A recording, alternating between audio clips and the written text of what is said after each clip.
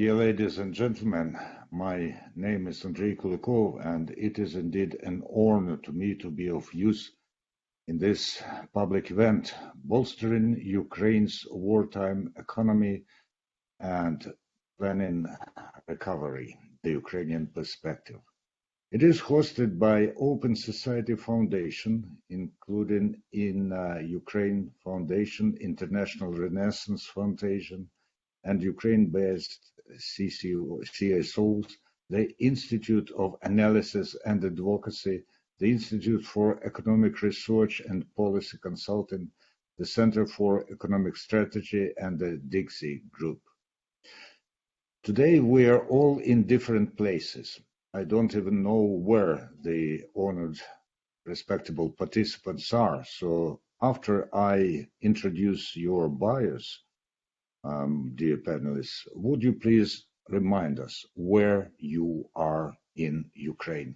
I'm in Kiev. And if you see that I am rather warmly clad, that's because it is cold in this city. But it is warm and sometimes hot because we have repelled the Russian siege and we're bracing ourselves for things to come. Russia's illegal and unprovoked invasion of Ukraine uprooted over 10 million people and created immeasurable human suffering and destruction to the lives of ordinary people, as well as the devastation of Ukraine's economy. And when we think about what will come, we think that the time for recovery, rebuilding, reconstruction will necessarily come.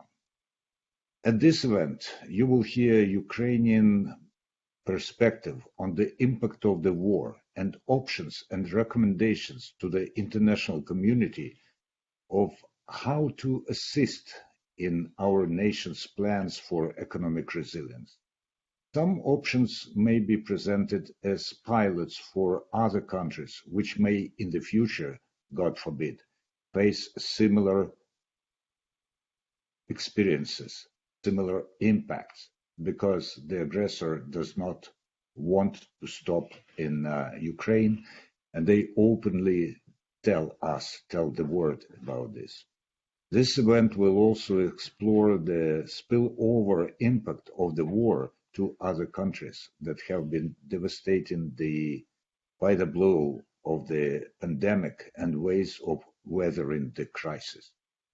Allow me to briefly introduce the participants, and I'll start with Olena Pavlenko. She is president of the Dixie Group in Ukraine, and Ms. Pavlenko is a person well known in Ukraine.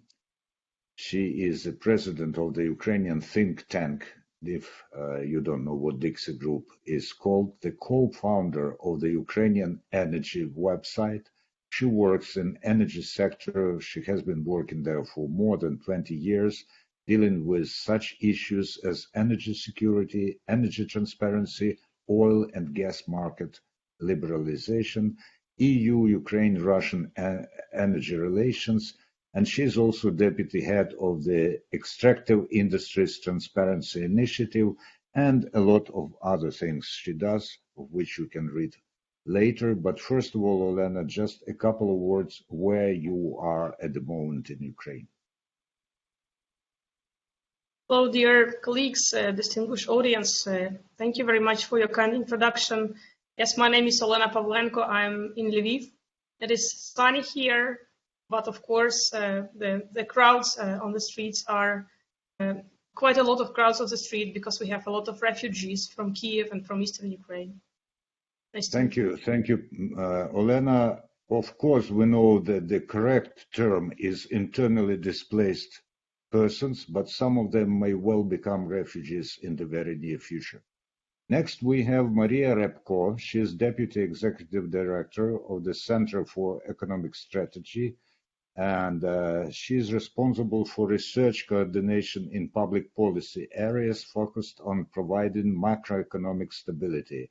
Your turn to tell us where you are, Maria. Hello, everyone. I am a refugee in Poland. I have 3 kids from Irpin with me. This is the suburban city which was occupied for some period of time by Russian forces, and we are grateful to all Polish people and all Europeans for accepting us, and we can't wait till this war Thank you, is over. Maria. So we see that we have both internally displaced persons and refugees on our panel who know from their own experience what it means to be subject to Russian aggression. Now, Alexandra Betli, she's a leading research fellow, project coordinator of the Institute for Economic Research and Policy Consulting. She's a graduate of the National University of Kyiv Mohyla Academy. She has MA in Economics program, and since 2002, she's been the analyst at the Institute for the Economic Research and Policy Consulting, an expert in a number of international projects. Where are you, Alexandra? I'm in a village in Lviv Oblast, so I'm ADP as well. Thank you. Professor Igor Burakovsky, head of board, the Institute for Economic Research and Policy Consulting, one of the very authoritative Ukrainian experts who's been leading this institute since 2002. This is an independent think tank, and Professor Burakovsky extensively writes on the problems of economic reforms, Ukrainian economic policy, international trade, and European integration. Where are you, Professor? Well, I'm in the city of Kyiv, and just recently, actually, we got an air warning signal, but well, the signal was dismissed. So actually, I'm more or less in the safe place at the moment. Thank you. I would like to be with you in a more or less safe place, but I'm in a more or less safe place myself. And we'll have an intervention by Dr. Yulia Yurchenko. She is senior lecturer and researcher in political economy at the University of Greenwich. Are you in Greenwich, Yulia? Afternoon or morning, depending on where you are. No, I've been in Ukraine since the 19th of February. I normally am based in London, but I came to Ukraine with the delegation of British MPs and trade unionists on the 19th of February, and after they've left, I've stayed here to help my family and my country in whichever way I can. Thank you, Yulia. So we have different people, we have different places, we have a versatile audience, I'm pretty sure. And now it's time to give the floor to our distinguished panelists. You'll have up to 7 minutes, dear panelists. And who is supposed to start? I think that Maria Repko is supposed to start. Go ahead, Maria.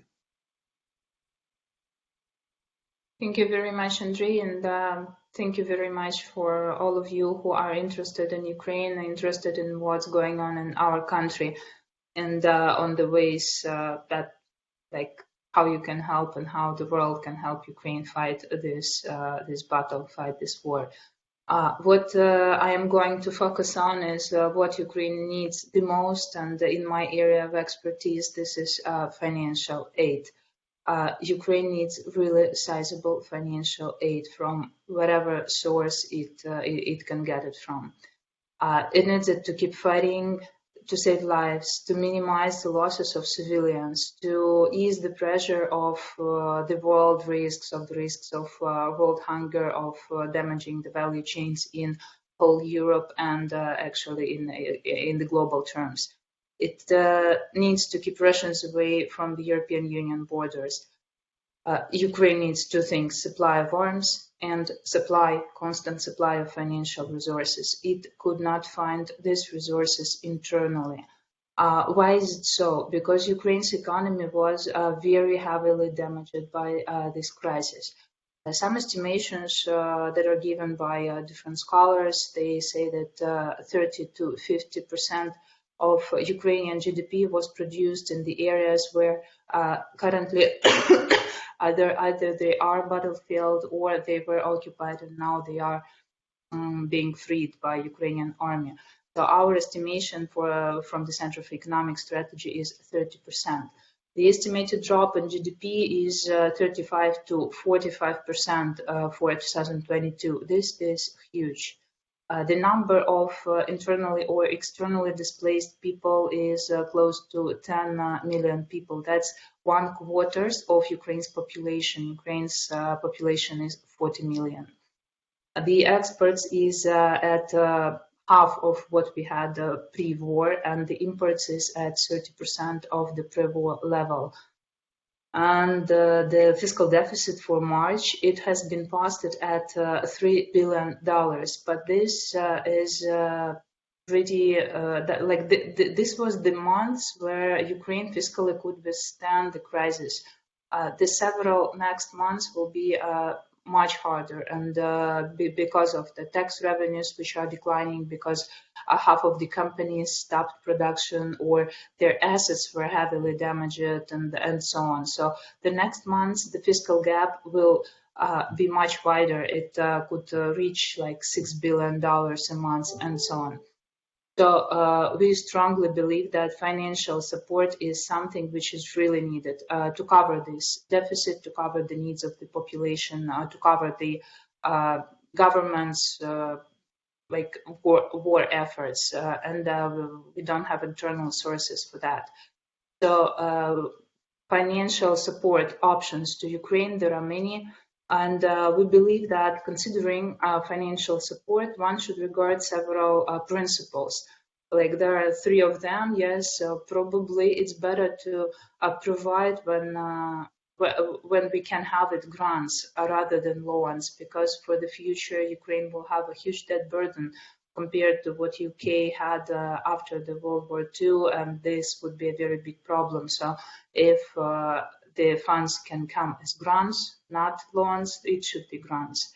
If these are loans, so it should be long-term and really, really favorable, because we don't have resources to service the debt of such a scale with these government deficit.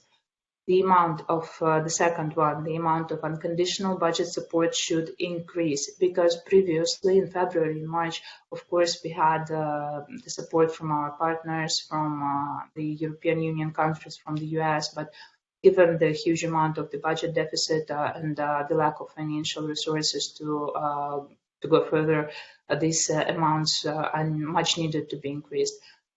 And preferably the way to provide help, if it's in form of loans, is to denominate it in Ukrainian currency, not in dollars or euros, because again, why Ukrainian currency is better? Because Ukraine will not have then to face the huge currency crisis and the increase in the amount of its debt, which would be huge even without this clause.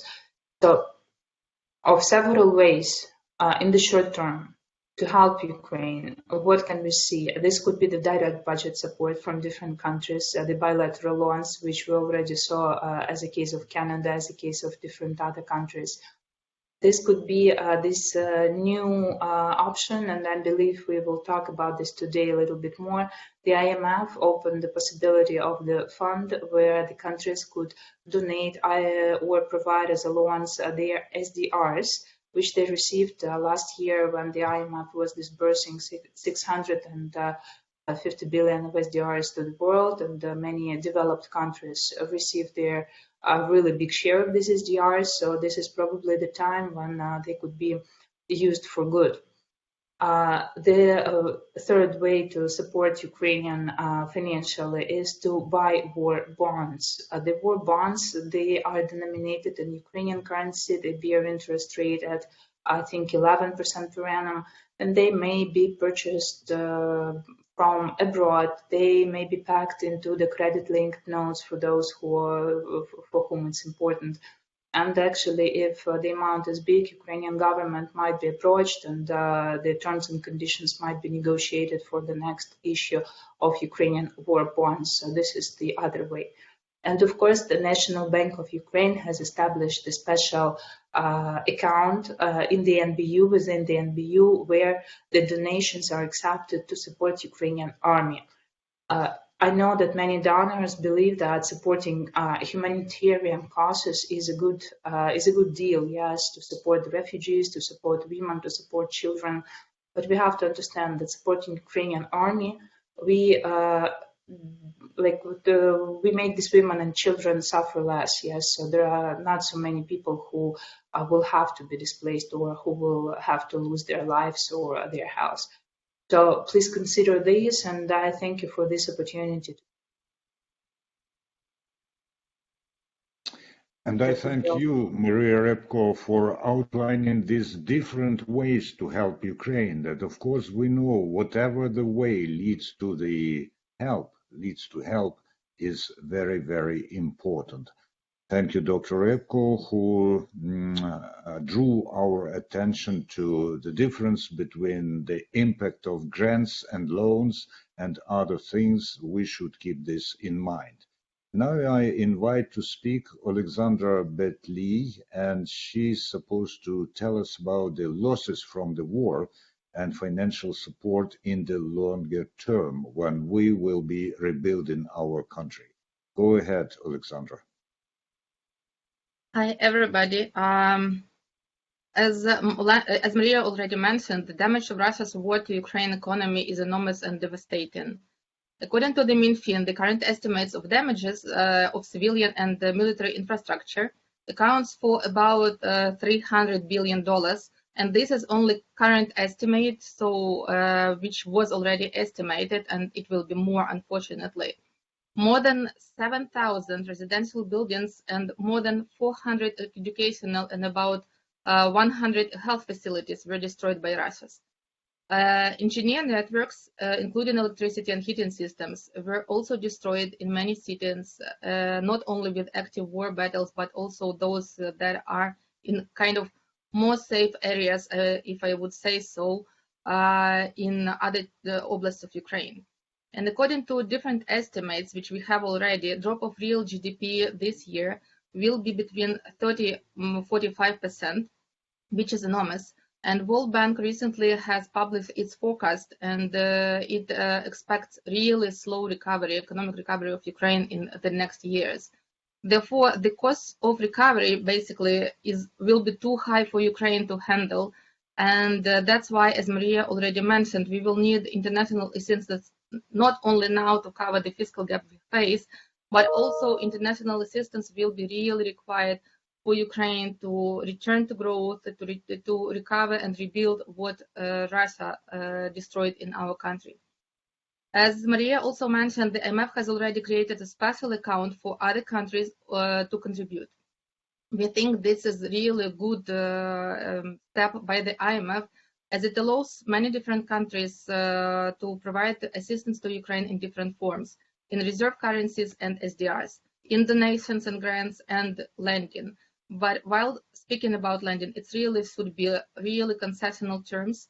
And here I would like to say that yesterday the IMF also announced the creation of a new resilience and sustainability trust.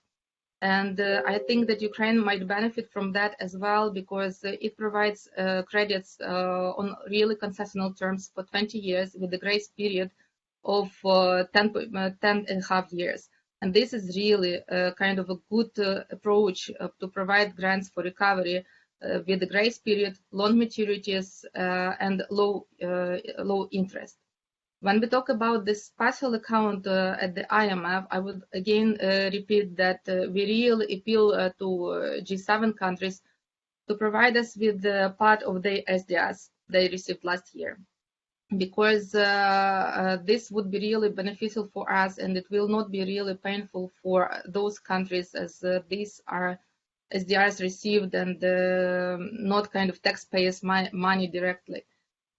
Again, there are also ideas to create a joint fund or some agency, Western fund or European agency, whatever we call it, to have this joint efforts of the world to support Ukraine's recovery. The fund might accumulate financing from democratic countries as well as from IFIs, and again, both for the fund that is run and the account run by IMF, and this fund, which is still kind of under discussion, we think that clear procedures and fast financing of pre-agreed plan of recovery would be really required. So as little bureaucracy as possible and really clear procedures so everybody understands what will be financed, how it will be financed, and when Ukraine receives money. Ukraine should be the one who leads, like on the definition of projects which we really need like a priority to finance. The creation of this account of IMF and the joint Western European Fund will have a really positive thing as a coordination of support of Ukraine. Because we know from our past that coordination of donors was kind of rather low, and there was kind of competition between donors as well. Currently, we need a lot of efficient and effective assistance, and this coordination is kind of the must, and clear procedures are also the must. We really would like to see in these funds more grants to help Ukraine to sustain its debt sustainability, because otherwise, if we only receive lending and even concessional, it will put high rock our debt, which is not really good for the economic recovery and macroeconomic sustainability in the future.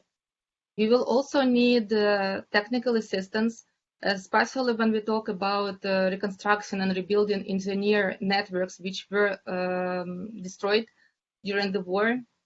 And this will include kind of the help and the technical assistance from other countries, how we should make the projects, engineering networks that will comply with the new requirements of Green Deal, etc. But I think that Olena will talk about this later on. Another source of revenues, and the source of financing of recovery, and which is also already debated, is reparations. Reparations paid by Russia or revenues from frozen Russian assets should be an important source for financing recovery. As under international law, Russia is required to cover all losses and damages from its unlawful aggression. Damage claims in national courts would require changes in national legislation stripping sovereign immunity from Russia. But this would really require time, as courts are lengthy, while Ukraine really needs money in a short period of time as possible.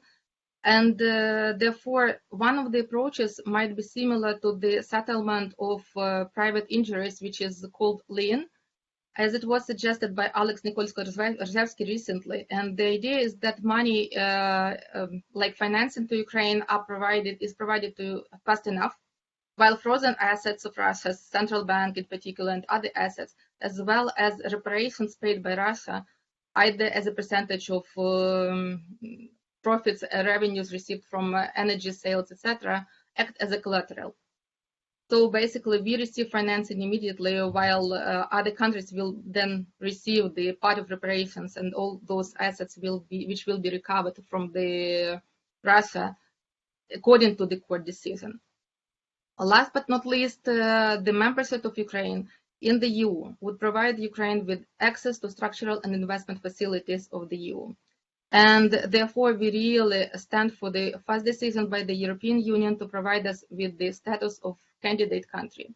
We also would like the EU to consider possibility to make access for Ukraine, immediate access to financing from these funds. So when we are having already candidate status, but we are not a member of the EU yet. And again, private direct investments are really needed for the recovery. And that's what we hope for. And we really hope that many international companies that left Russia's market will come to Ukraine.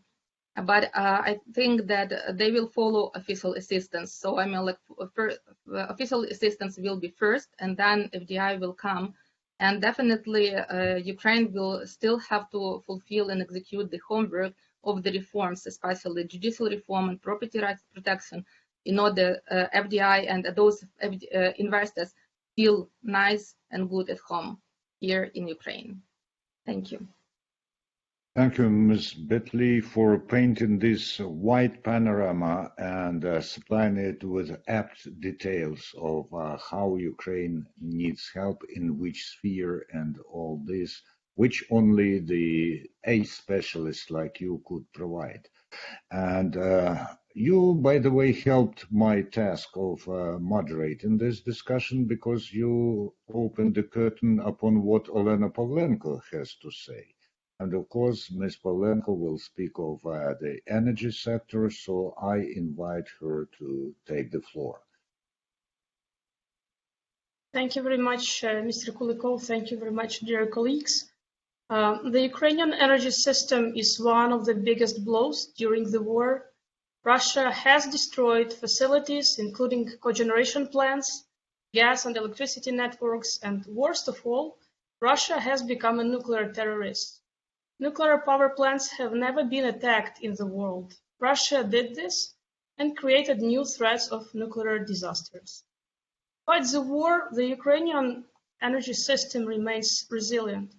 Ukraine's power system worked in isolation mode for 21 days and synchronized with the European power system, so-called ENTSO-E, on March 16th.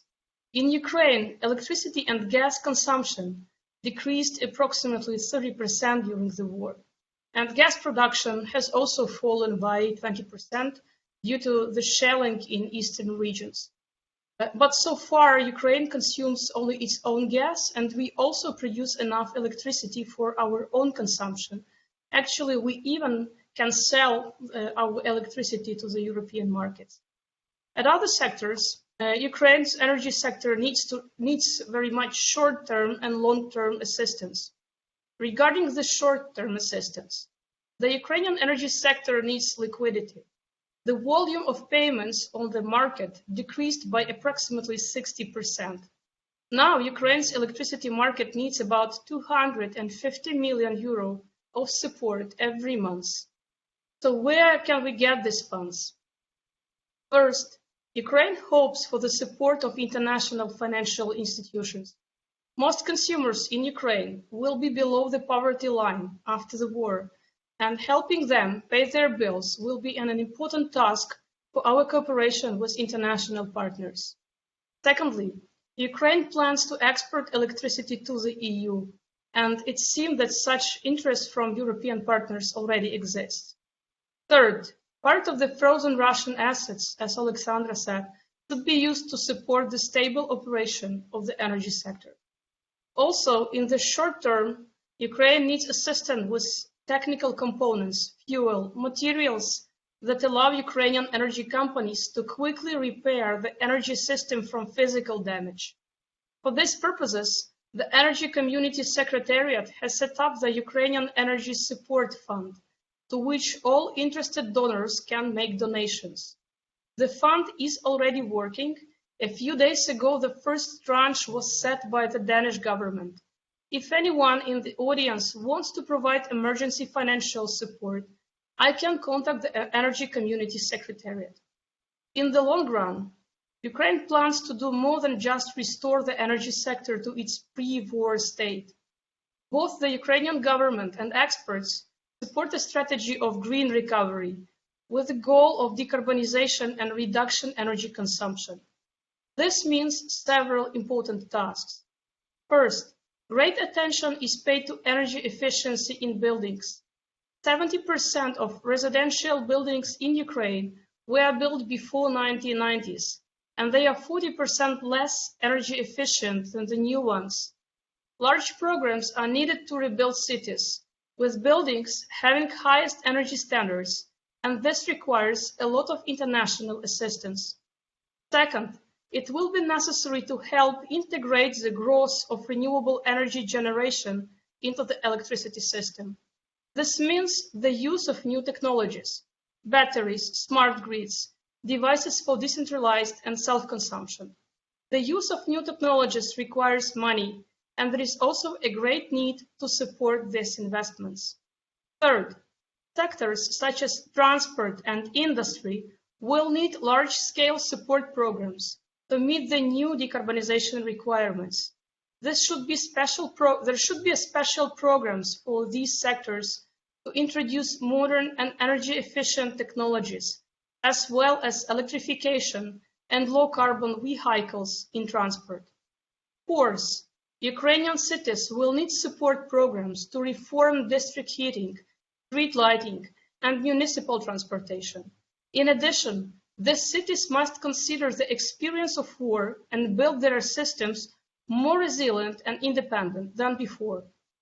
These reforms will require large investments. Ukraine will not be able to find such funds among domestic reserves, as the economy would only recover and most Ukrainians will be below poverty line after the war. Large support programs like the much-discussed Marshall Plan 2.0 will be needed. How these programs can be designed? I will provide suggestions. First, Ukraine must be perceived by the European Union as part of the internal European community. This means having access to EU internal funds, being exempt from the CBAM, Carbon Border Adjustment Mechanism, participation in the EU-wide initiatives and programs focused on the European Green Deal. Secondly, Ukraine should be able to implement debt swaps for decarbonization and green economy programs, following the example of other countries like Jamaica, Belize, Seychelles. This tool would be defined only supplementing, yet important, one of the environmental and climate actions. Special funds could be established either in Ukraine or abroad, and the main demand to them would be minimum bureaucracy and maximum transparency. Third, Western countries can develop their own programs to support national investors to invest in Ukraine's green recovery. The experience of introducing a feed-in tariff in Ukraine has shown that it is still financially difficult for us to develop such support schemes, so actions by partner governments can significantly help Ukraine provide insurance to investors and develop a green economy. And last but very important point, Ukrainian civil society organizations insist that all international financial institutions and dollars should exclude Russian citizens from all working groups and projects which work on Ukraine's reform and its recovery. We believe that not only Putin is responsible for the war, but also the whole of Russia as a country. So we do not consider it is correct for the representatives of the aggressor country to be engaged in the reconstruction of Ukraine. Thank you very much. Thank you, Elena Pavlenko. Your inner energy really underlines the importance of energy sector and reforms and reconstruction in the energy sector of Ukraine. And after all, we remember that the onslaught was launched on the 24th of February when the Ukrainian energy system started to work in the so-called isolated regime. So they do watch us, but we do watch them, and we hope to rebuild the energy sector. And now I have the pleasure of giving the floor to Professor Igor Burakovsky, who will talk on the war in Ukraine and its impact on the sustainability agenda in the EU and beyond. Thank you very much. And for me, it's a big pleasure and at the same time quite a significant challenge to talk to such a distinguished audience. Well, my colleagues have already outlined a number of problems Ukraine has to solve at the moment. And of course, actually, we do need the assistance from international communities. Different types of assistance, well, possible forms of assistance have been already outlined in the presentation. What I would like to say is just simply to give a couple of arguments in favor of why international community must help Ukraine, why it must help to curb Russian aggression and to help Ukraine to quickly recover after the war. I think that actually at the moment where this discussion is also going, simply because unfortunately, well, the world has a long story of wars, conflicts, and some of them unfortunately are in an active phase right now. First of all, my point is that Ukrainian economic resilience is the key prerequisite of European and world economic resilience. That's why helping Ukraine to curb Russian aggression and ensure Ukraine's post-war economic recovery are in the interest of the world community. Why? Simply because the impact of this war is global and, without any exaggeration, affects practically all the countries, though in different ways and in different manner. but still the global impact has been already felt. Aggression against Ukraine has deeply affected the European and world economy by slowing down post-COVID economic recovery. It speeded up inflationary pressures. First of all, I'm talking about the growth of food and energy prices, and created substantial turmoil in financial and commodities markets. These events are really dangerous and negative in terms of their influence on different regions in different ways, but still actually that's the problem. And unfortunately, well, the Russian aggression became another consecutive in a row shock which world economy experienced after the outburst of COVID-19 pandemic. Aggression against Ukraine has brought also about a series of different crises. First of all, we are talking about humanitarian refugee crisis, and the victims of this crisis are not only Ukrainians, but also, well, our close neighbors from the eastern part of the Europe, well, have to welcome thousands of Ukrainians fleeing from the atrocities of the war. And of course, actually, it's not only about humanitarian problems of Ukrainians, but also well about economic problems for the countries who are welcoming Ukrainian people. It also created a number of ecological crises because, well, there is no war which could, so to say, contribute positively, well, to ecology. And I think that actually the ecological losses of the war has yet to be apprehended, but definitely they would be great and they would need special attention. The rise in energy and food prices will bring substantial gains to energy and food exporting countries. But at the same time, these developments will increase poverty in the low-income countries, net importers of food energy. And definitely, well, it's another challenge which is facing the international community, and this challenge needs not to be underestimated. Reduction of food supply and growing food prices need to immediately address large-scale humanitarian problems, reduce actually the ability to deal with other, so to say, chronic problems, including military conflicts, hunger, etc. in the world. And from this point of view, definitely international community needs to take all the necessary measures in order to curb Russian aggression, in order actually well to help to release resources from war,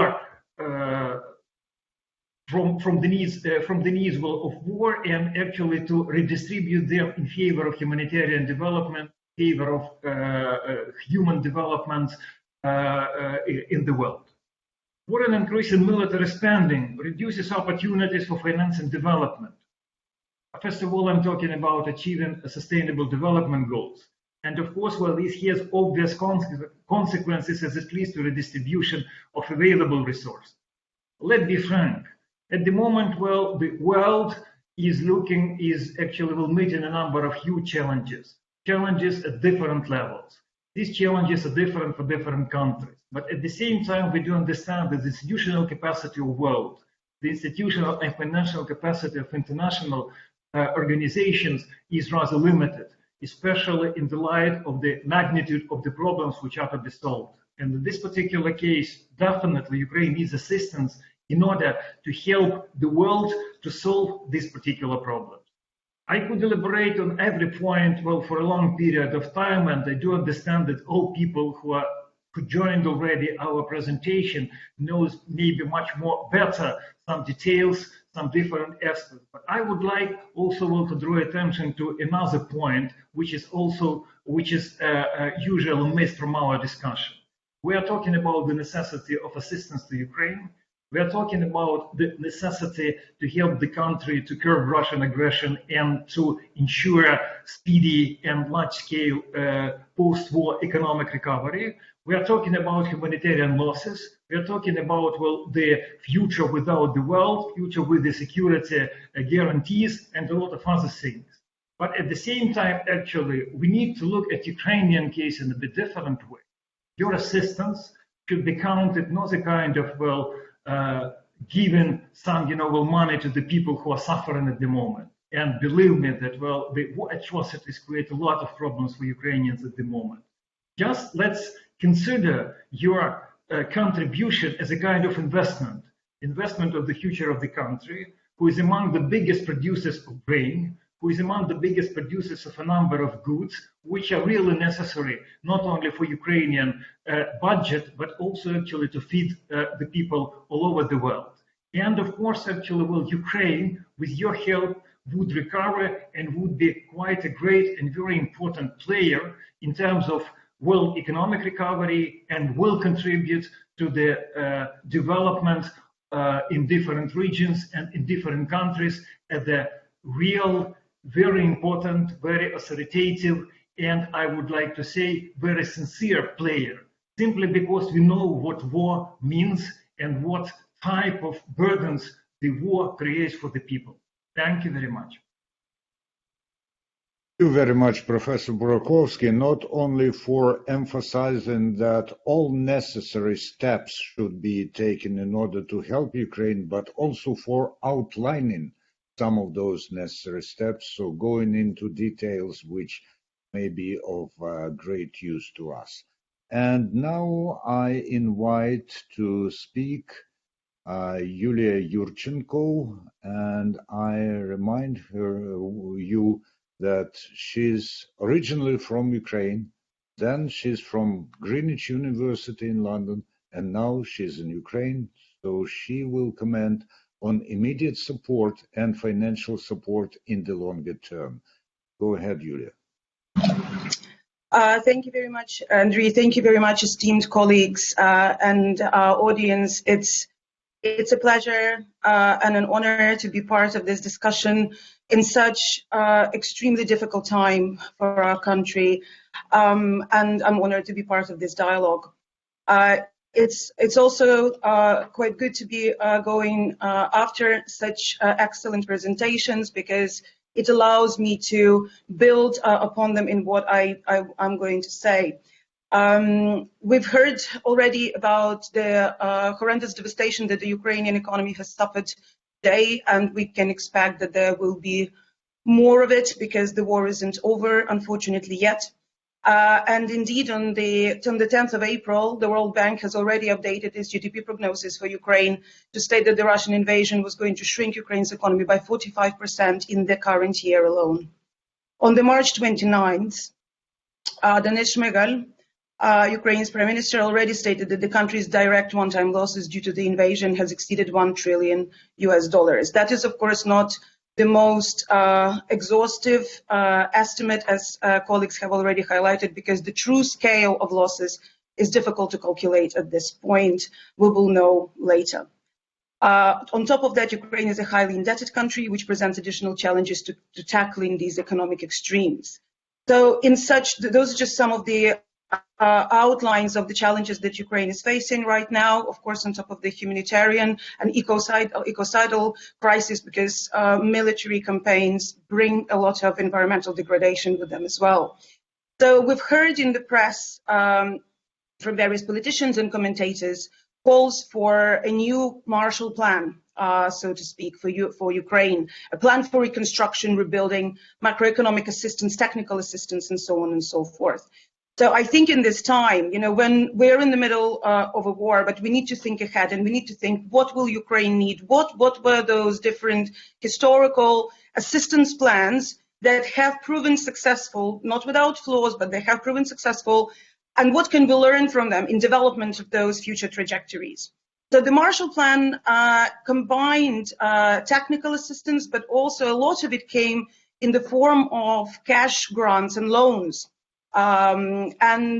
Europeans used that money to buy essential goods as well, such as wheat and oil, and to reconstruct factories and housing. It wasn't just to, that was also considered to be as part of the economic stimulus packaging. So I'm going to go through 7 criteria that have been identified by Barry Eichengreen in his report to the International Financial Institutions in 2010-11 that have outlined what were those successful elements of the Marshall Plan and how we can learn, and I will outline specifically what we can learn for Ukraine from them, what needs to happen for that kind of macroeconomic assistance plan to be successful in Ukraine.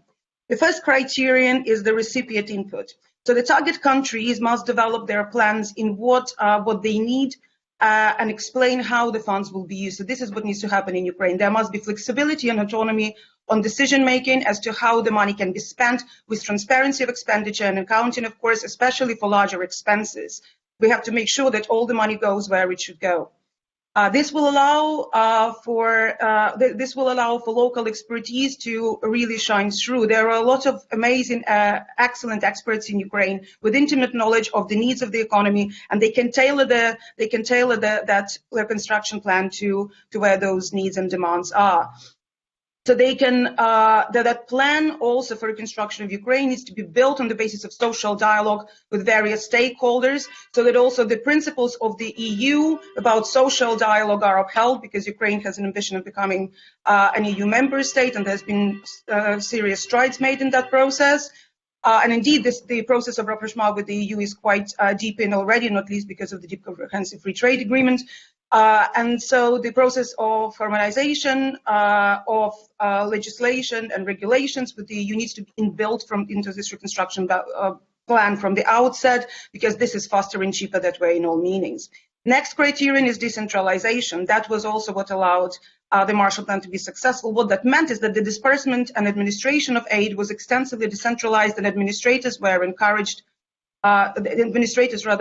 encouraged the flow of information from the field to headquarters and adapted the program guidelines in response to the needs. So here we can build for Ukraine on the principles of polycentricity as developed by the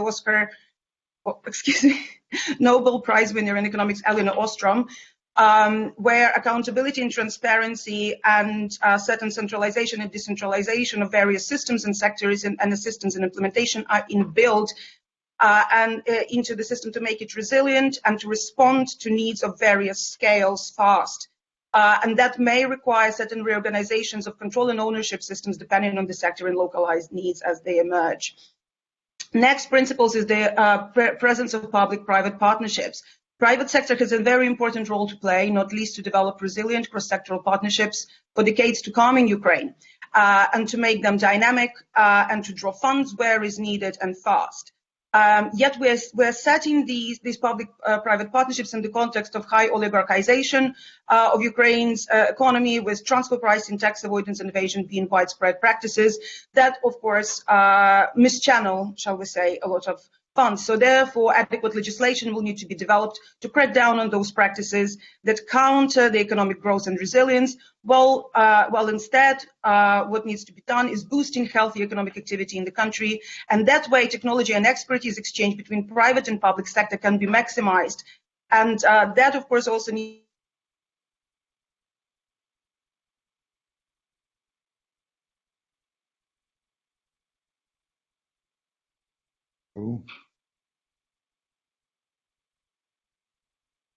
Hello, I think we have lost connection with Yulia Yurchenko, but hopefully she'll come back. And in fact, she has very aptly summed up what was said before her. And I think that she actually demonstrated a pattern of how Ukraine shall rebuild, taking into account all that has happened, and using every bit of experience and channeling the money and effort to the very finely defined needs. I think that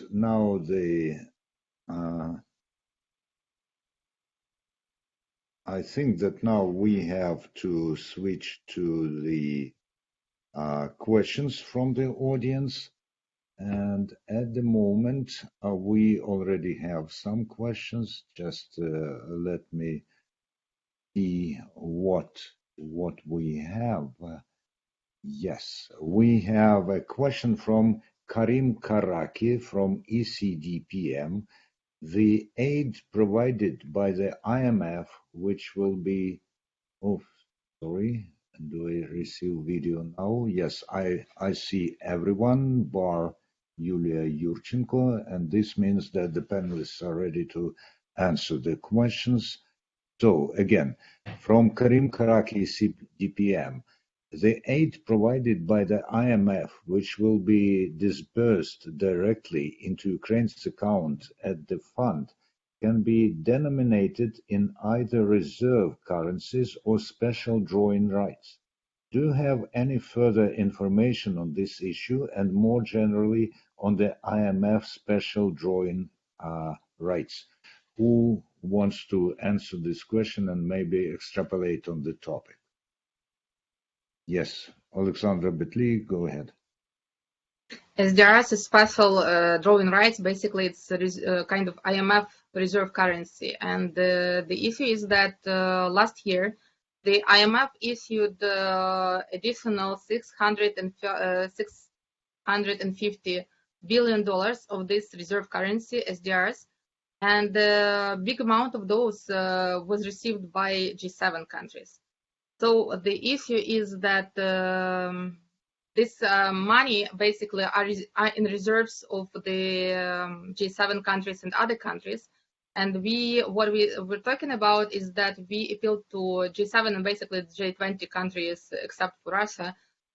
So they donate these SDRs to this special account of IMF.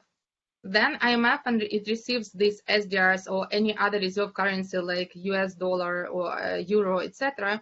It will provide it to Ukraine. It will be provided in the form as those countries basically provided, either grants or lending, concessional lending, for projects which are already agreed with the government. There are not many details on the special account yet because I think that currently spring meetings of IMF and World Bank are just beginning and more details are to be published in a week or so. But as far as we understand, this money will go to the budget support, basically to Ukraine. If they will go to the budget and will be spent for those projects that Ukraine thinks are important. These are infrastructural projects. These are social safety nets, as Olena mentioned already today, that we expect poverty to increase tremendously. And therefore it will be all agreed. But we still expect more details on that. But as also we mentioned, I mean, like several of us mentioned today, we really hope for as little bureaucracy as possible there, but as biggest transparency as possible in the distribution and the spending these funds. Thank you, Ms. Betli. And there's another question that I have. Well, actually, David Tessiter has it. What is happening or can be done to attach Russian funds in foreign banks to pay for damages to individuals and rebuilding after the destruction caused by the invasion? Of course, this is also related to the compensation and reimbursement issue and contribution which was raised by Olena Pavlenko, I believe. And who wants to answer this question? Just very shortly, I would like to repeat what I've said today when I made a kind of short speech. And this is the decision should be made by court. And in order to do this, some court decisions, I mean, like the procedures should be changed in other countries as well, because these are international court decisions, national court decisions, and the procedures are not there yet. So the countries first should impose kind of legislation changes in the court decisions, and then the courts should approve these decisions. Otherwise, I mean, like it will not work. I can actually add a little bit on this question, just to inform everybody on what's happening with the damaged assets. Kyiv School of Economics, in partnership with the Center for Economic Strategy, now performs the damage assessment and gather all the evidence of what physical damages really were. It concerns not only household premises, but also companies, infrastructure like bridges or roads, and so on. Now the Ministry of Digital Infrastructure of Digital Development in Ukraine, I mean Cifra, it gathers all the evidence and all the word from people whose assets, whose property were destroyed, in order to then file a suit against Russia for destroying these assets. What I believe that it should be done in a centralized way and with the support of good international lawyers, because like individually, no one can achieve anything, and we already saw that in the case of Donbass, Donetsk and Lugansk Oblast, regions that were initially taken over by Russian troops and proclaimed like so-called DNR or LNR, and the people who lived there, they couldn't get any compensations because like there were no proper legal support or proper documenting. So this is very important from the start to start document the damages.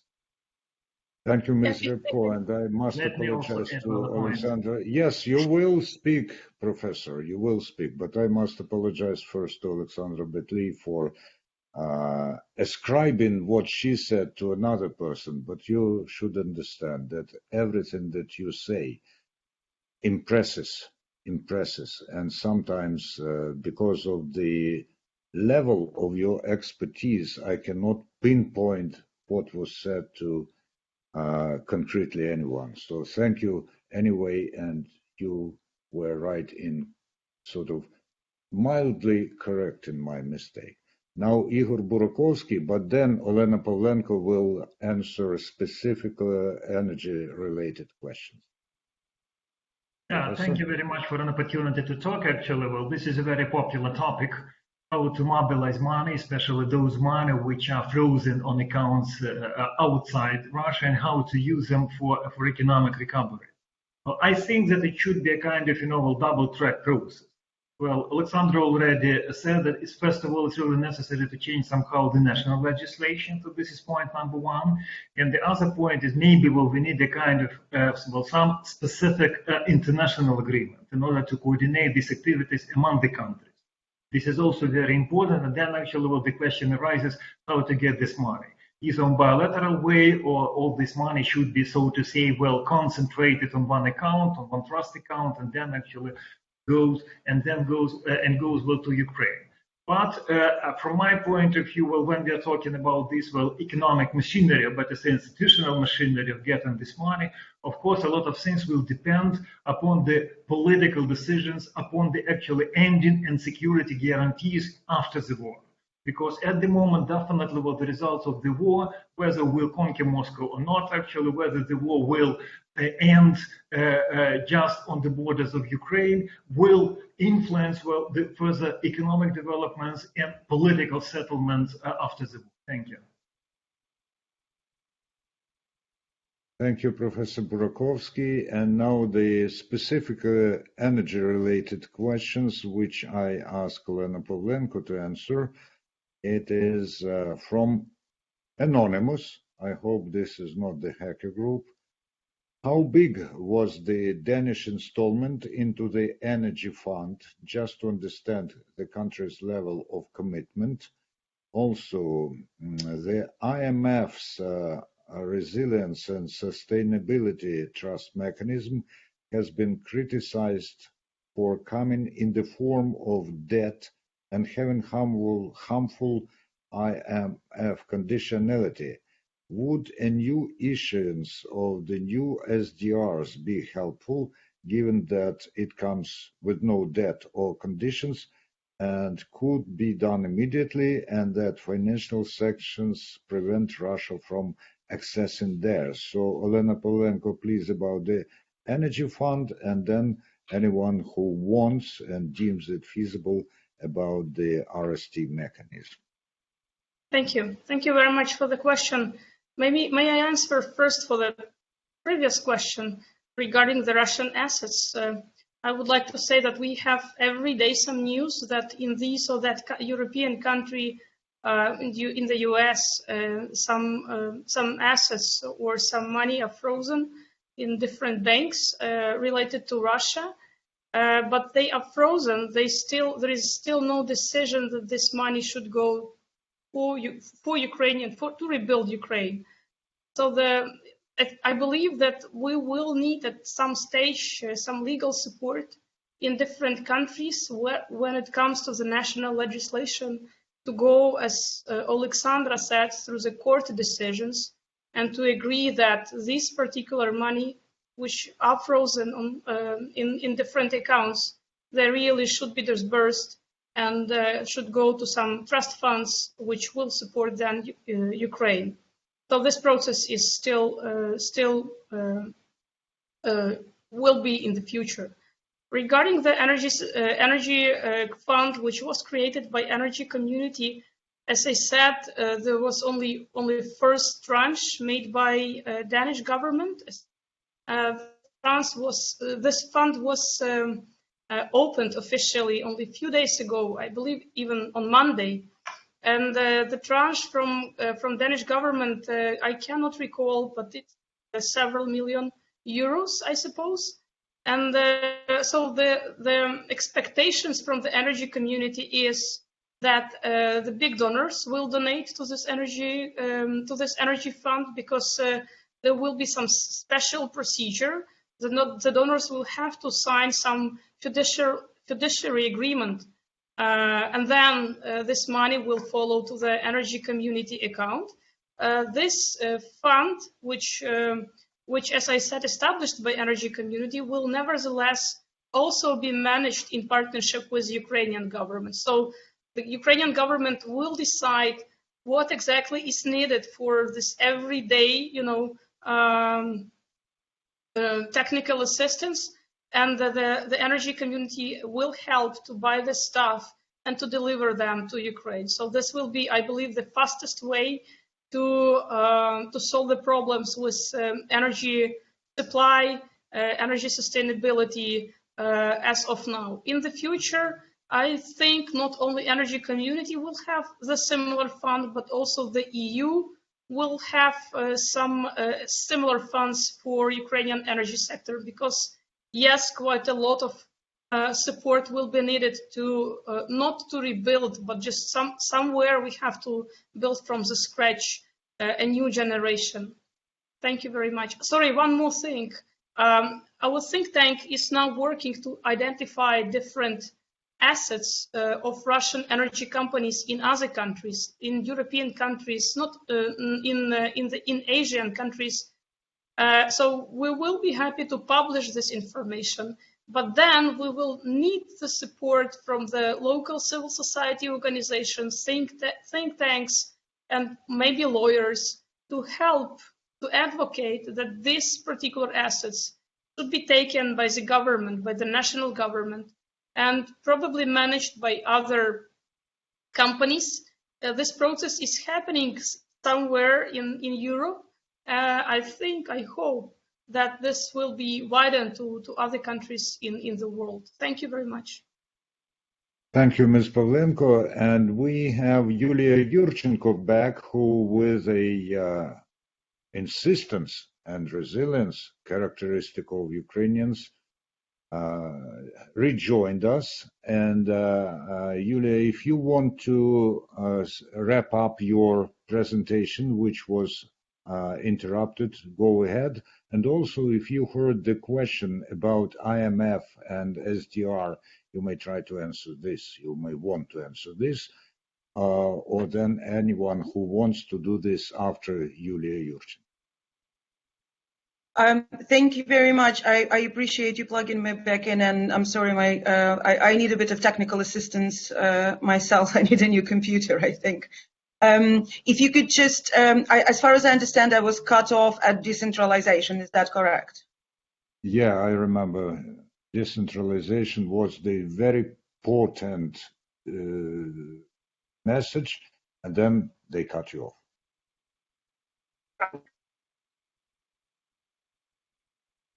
Maybe we should not pronounce the word decentralization, because after it, Yulia, she again left us.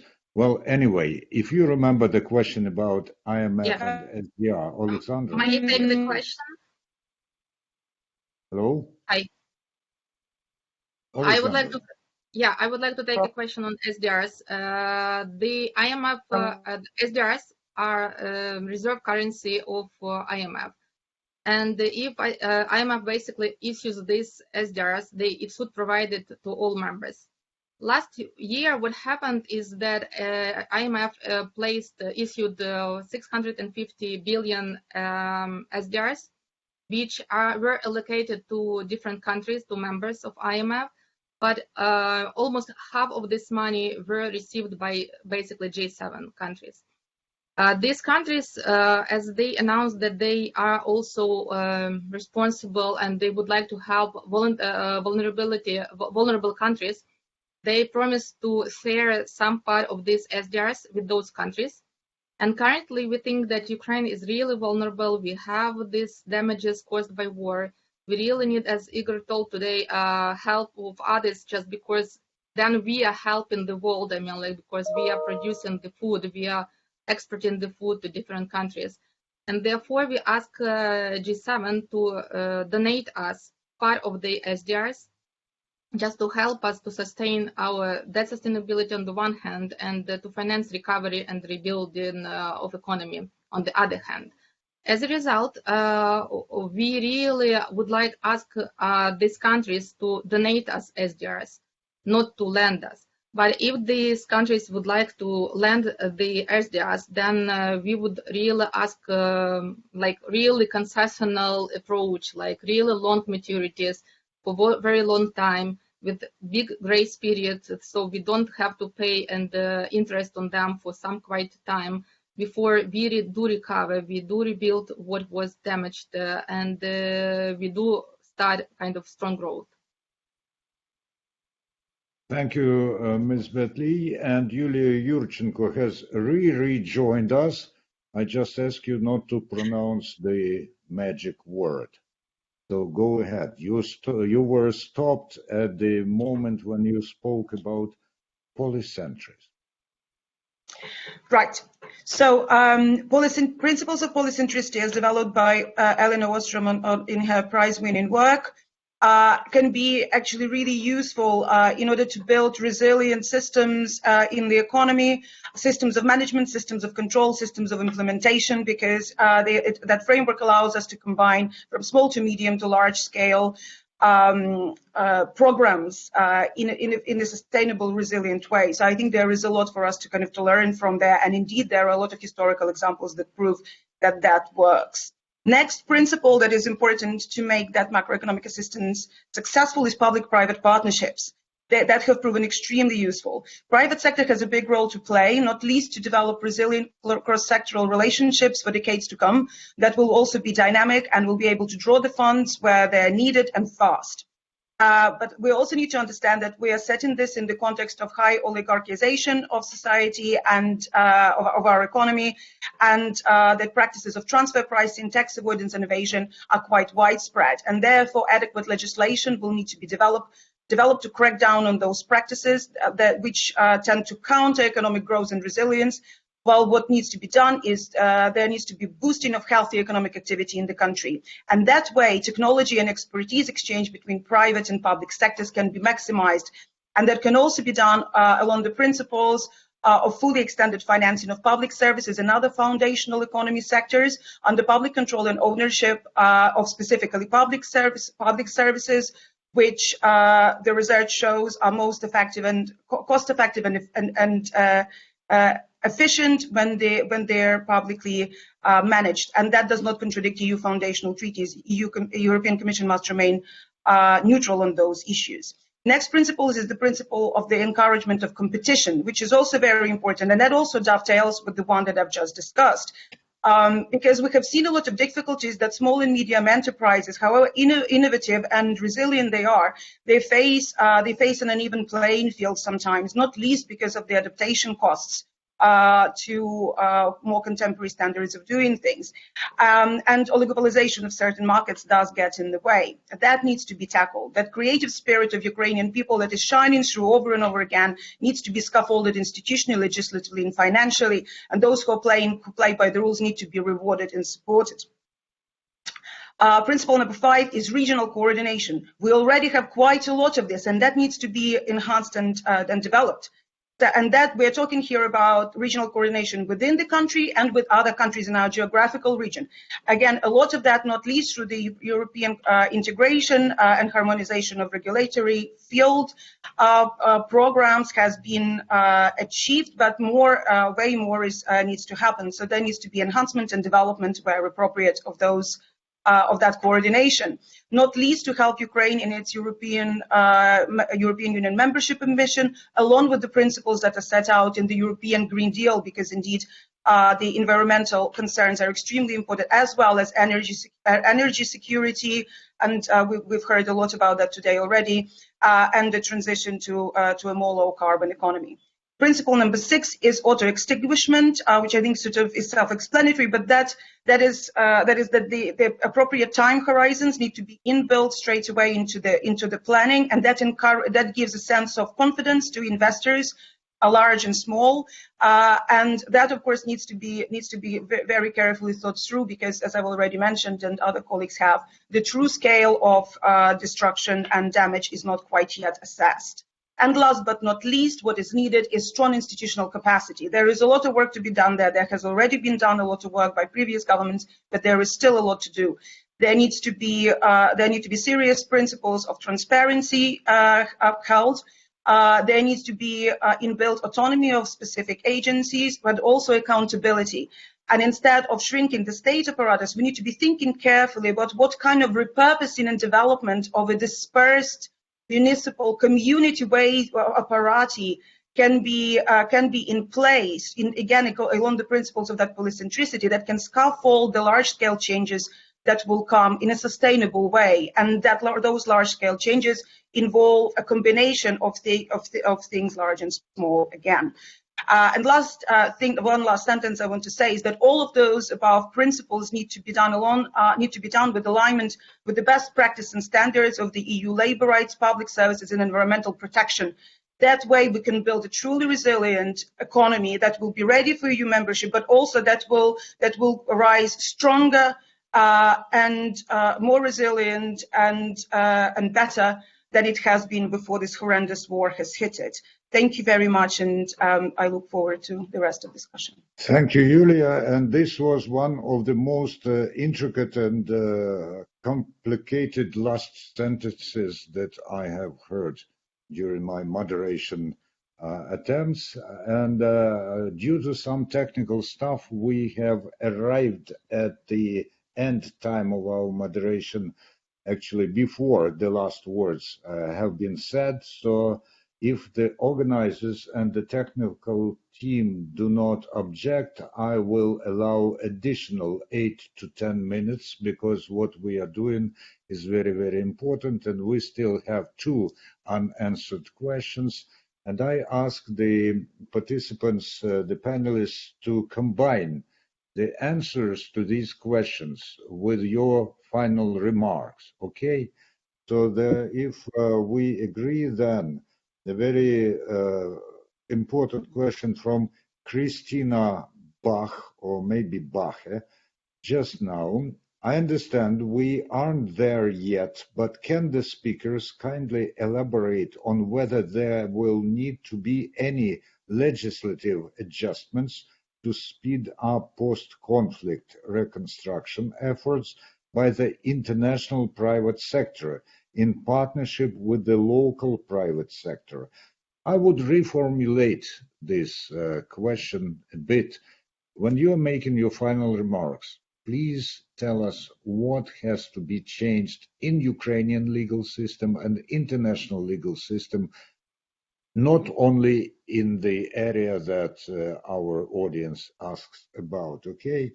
And the next question is from Anonymous again. What's being done to sustain Ukraine's economy, including businesses that are relocating to safe pockets in the West? Any funds for that purpose? And by the way, this is directly related to some legislative adjustments that have to be done both in Ukraine and abroad. And so please regard answering these questions or just touching upon them as your final remarks during the discussion. And I ask Maria Repko to start. Please, you'll have something like a minute and 10 for final remark. Thank you. Actually, post-war recovery is one of my expertise topics, because we did this exercise to assess how the Donetsk and Lugansk, this is Donbas region of Ukraine, could recover after the 2014-15 war, after the Russia initially started aggression against Ukraine. And what we get here, what's really important, what's like enormously important, paramount here, it's to have an insurance scheme for the military risks, for the physical damaging of assets, of goods, of people, and so on. So this insurance, it should be funded in a centralized way, either by the government or by the specially created international fund.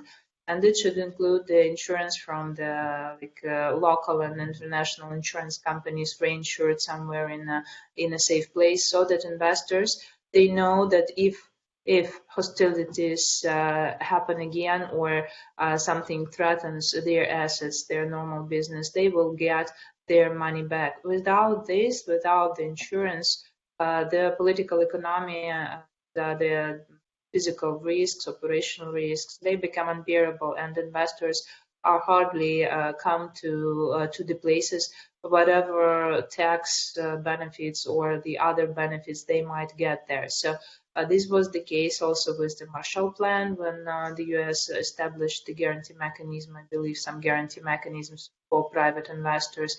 This was the case with Israel, where they have the insurance on assets for the investors. And this, of course, should be the case with Ukraine. Besides, apart from it, it's just a general set of rules, like rule of law, protection of creditors' rights, and so on. So I do wish at some point of time, and really soon, we come to the moment where we will discuss this as our immediate future, not as something we might dream of, but what isn't certain. I wish we. Thank you, Ms. Repko. And what you do really makes this moment closer. Thank you very much. Professor Burakovsky. Thank you very much. I would like to be as brief as possible. Point number one, first of all, we need to analyze actually what's going on in Ukrainian economic policy. A lot of changes have been already done. A lot of decisions have been already done. So we need actually to analyze how they're working at the moment. It refers also actually to the money allocated for reallocation of Ukrainian businesses from war-torn regions actually to the peaceful one. Point number two, about recovery. My point is quite simple actually. This recovery plan should include a couple of things. Point number one, first of all, money, because without money no recovery is possible. Point number two, very, I would like to say, detailed list of the priorities, because definitely actually we cannot buy for the money, we cannot buy everything at the moment. Definitely priorities are necessary. Point number three, all these two things are to go side by side with the institutional reforms and changes in the country. I personally see recovery in Ukraine as a huge, and I would like to say maybe quite a grand, let's call it, project of redevelopment, of modernization of the country. So again, we're coming to the points of public administration reform. We're again actually coming to the necessity to further on the anti-corruption reform and some other things. And my final point is that definitely all these things are to be packaged in a way in order to speed up Ukrainian joining European Union. Thank you. Thank you, Professor. Alexandra Betli, please, your final remarks, and if possible, combine them with touching upon the questions. Yeah, I would like to support fully Maria about the insurance, and I would like to say that this would be a kind of international companies who would insure the risks, just because after the crisis, our companies will not be able really to do this. Therefore, insurance should be there, guarantees should be there by the governments of those countries. I think that currently we have already deregulated as much as possible for construction and reconstruction. Therefore, I don't think that here we will need the reforms, but we will really need this judicial reform and property rights protection. So companies will come here and will not have those problems that Yulia mentioned today. So they will feel protected in both ways, that we have property rights protection and therefore they are fine. But if something bad happens, like war escalation or another invasion in like 10 years or so, I hope that it will not happen. But they have kind of insured the risks. So because still many countries and many companies will be, I think, afraid for some time to come to Ukraine. And that's why this kind of special policies of other countries. It's not really Ukrainian guarantees and insurance, but other countries would incorporate those in their legislation.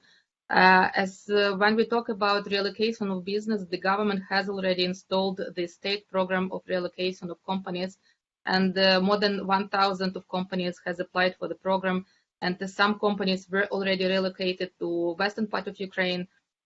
They don't really publish the information about this because so these companies are safe enough in those areas where they moved into Ukraine. Some other policies for support of businesses are under discussion, but the government has already extended the policy of available credits, which are kind of really cheap credits for business, especially to agriculture, because we understand that agricultural sector currently is really important for Ukraine, and not only for Ukraine, but also for other countries, because we should export our food to other countries. And here I would like to say that Ukraine currently has a stock of grain, which we cannot export because ports are blocked by Russian army. But at the same time, there is also limitation on the capacity of European railway to export our grain to their territories. Therefore, here we would like to also mention that there is kind of a need for some investments by like Romania, Poland, etc., to increase the capacity of their railways to export our products. Thank you very much, Alexandra. Very valuable remarks. Yulia, go ahead. In short, thank you very much. I will be very brief. I agree with what esteemed colleagues have already said, and a lot was covered, so there is no need to reiterate that. One thing I would add is that as part of the recovery, on top of insurance of investment, what also needs to be developed is a serious plan for currency exchange rate stability. Because one of the things that we know of the post-Second World War recovery is that instability of currencies in economies with a lot of economic uncertainty has been something that that awakens those animal spirits of investors. And so that needs to be, the stability of currency needs to be part of that plan. That's all I want to add. Thank you very much. And Olena Pavlenko sums up her impressions and thoughts and the entire discussion, please. Thank you. Thank you very much, Mr. Moderator. So I would say about 3 points. One is the importance of partnership and access to their support. Ukraine will need some key partners like US, EU, Canada, and others to continue to support Ukraine after the war. And Ukraine, I hope, will receive the status of candidate in June. And I also hope that it will mean the access not only to some bureaucratic decisions, but also the access to real funds, real support from the EU for the post-war recovery. Second is purchases, because when we start to rebuild Ukraine, there will be a lot of need in equipment, in materials for construction, in technologies, not just consultancies, which we usually have from the IFIs. And here we will need to be very, very fast, which means that the process of projects realizations between Ukraine and key donors like World Bank and IFIs should be very much simplified. As I said, minimum bureaucracy and maximum transparency. Yes, it also comes to Ukraine, but also comes to the IMF, to World Bank, to many, many donors. We have to be very fast and transparent. Yes, I think I will stop here. We have brainstormed and we have developed a lot of recommendations. We have shown a list of to-do tasks, what should be done in Ukraine, but also should be done by our partners. I believe in combination of this partnership, we will definitely have not only the great victory, but also the great recovery and the great Ukraine after that. Thank you. I'm pretty sure, Ms. Pavlenko, that you and other panelists, although you stop here in speaking, you won't stop in the things that you do. And That's not only because you know how to do this, but because we Ukrainians and the world need you. I'm getting rather sentimental these days, and when I saw that in one of the presentations the topic was formulated like war losses, I couldn't but think, of course, about the other kind of war losses, not economy, not infrastructure, but the fact that any moment, any Ukrainian and other people in our country, I mean, we have foreigners, foreign citizens here as well, may die, and they may be lost to our recovery, they may be lost to our future, but recovery and future are not lost.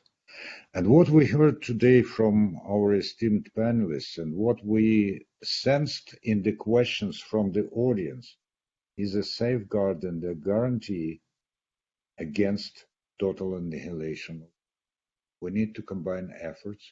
We need to pull back no punches in saying what we need, because in a more direct way it is said, the better is the chance that we are heard. And when we say that we will recover, I remember my English classes back at the university, and the word, a very rarely used word, shall. We shall recover, and the world shall help us in this. I was really, as I said, honored to be part of this discussion, and I am very, very grateful to the organizers, the Open Society, and for their very delicate attitude towards me as moderator, because I got the message. At the end, you might remind that the recording will be on the Open Society website. Of course, I don't, I not may, I must, I shall remind you of this, because what is said may impress at the moment when it is said, but it is better perceived when you analyze this. Thank you, everyone. Together we stand, and we shall overcome, and we shall recover. But your help is really, really needed. And to my esteemed panelists, take care. The country needs you. Goodbye. Thank you. Thank you very much. Thank you, bye. everyone. Thank you very much. Thank you. Stay Goodbye. strong.